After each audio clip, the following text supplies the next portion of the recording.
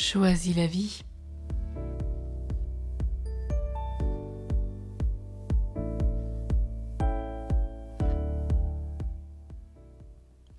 L'amitié.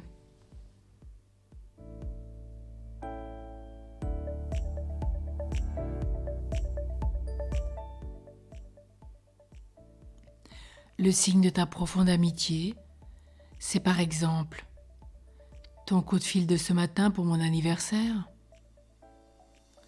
alors que je ne t'ai pas appelé depuis au moins 6 mois. Tu as pensé à moi et tu as pu penser que je te négligeais. Et pourtant, tu me montres que j'existe toujours pour toi. La qualité de cette amitié est telle que même si nous ne nous manifestons pas, elle demeure intacte, aussi vivante que par le passé.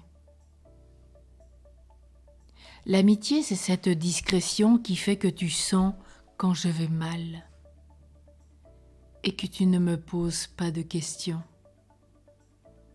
Tu me regardes, tu respectes mon silence et puis tu m'écris que tu es à ma disposition quand je le voudrais et quand je le pourrais.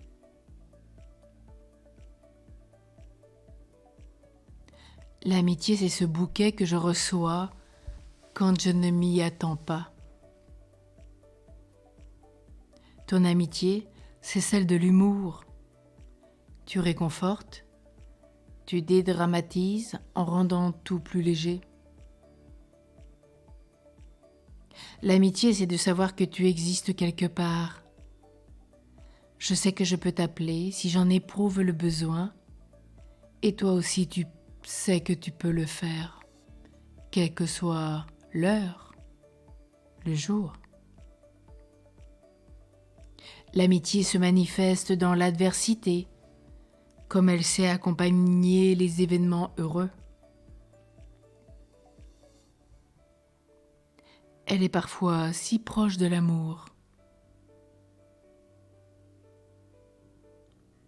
L'amitié remercie l'autre de ce qu'il est. Elle se réjouit du bonheur de l'ami. Elle n'attend rien. Elle est dans la gratuité. Elle n'a pas besoin de preuves. Elle n'est pas jalouse ni envieuse. Elle n'accapare pas, ne possède pas. Elle respecte la liberté de l'autre. Elle accepte la séparation sans souffrance. Elle est légère. Elle m'aide à me construire, à me structurer, à m'enrichir, à me savoir aimer. Chaque véritable ami dépose en moi quelque chose de vivant, et moi aussi je le fais pour lui. L'ami privilégié est celui auprès duquel, je ne suis pas seulement, mais que je deviens. Tous ces compagnons de ma vie avec lesquels je parcours un chemin plus ou moins long contribuent à l'élaboration de mon trésor intérieur. Chacun d'eux fait résonner en moi un écho différent. Et c'est pourquoi chacune de ces rencontres me fait découvrir une autre facette de ma personnalité et éveille en moi l'intuition de ce qu'est l'amitié sans faille de Dieu.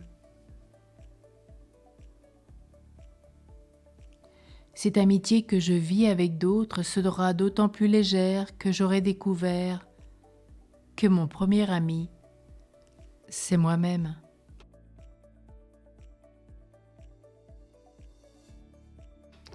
Si je sais être un bon ami pour moi, je ne serai pas celui qui me juge, qui me condamne, qui me noie de phrases négatives, qui me veut du mal, mais celui qui croit en moi. Et comme je crois en moi, je serai fidèle à ce que je suis. Je respecterai mes rythmes, je m'entourerai de sollicitude et de paroles de bienveillance. Comme je suis riche de ce que tous mes amis ont déposé en moi et de tout ce que j'ai mis dans mon trésor intérieur, je saurai faire surgir ces richesses et m'en nourrir lorsque je traverserai des moments difficiles. Je ne saurais être un ami sûr pour autrui que si déjà je le suis pour moi-même. C'est bien Jésus qui me dit « Aime ton prochain comme toi-même ». Ces commandements de l'amour, nous les savons certainement par cœur, mais les vivons-nous avec cœur? Oui, aimer Dieu de tout son cœur, de toute son âme, de toute sa force, de tout ce que nous sommes. Et aimer Dieu, c'est se laisser aimer. De tout son cœur, de toute sa force, se laisser aimer par Dieu, comme Dieu le veut. Et nous avons bien du mal à nous laisser aimer. Et puis, aime ton prochain comme toi-même. Alors, quel est l'amour que j'ai pour moi? Cela montre l'amour que j'ai pour les autres. Alors, si j'ai tant de mal à aimer mes frères et sœurs, que Jésus, qui est mon véritable ami, m'apprenne et m'apprend et m'apprendra à m'aimer, à aimer tous mes frères et sœurs, lui qui est l'ami véritable de chacun. Oh, quel chemin que ces commandements!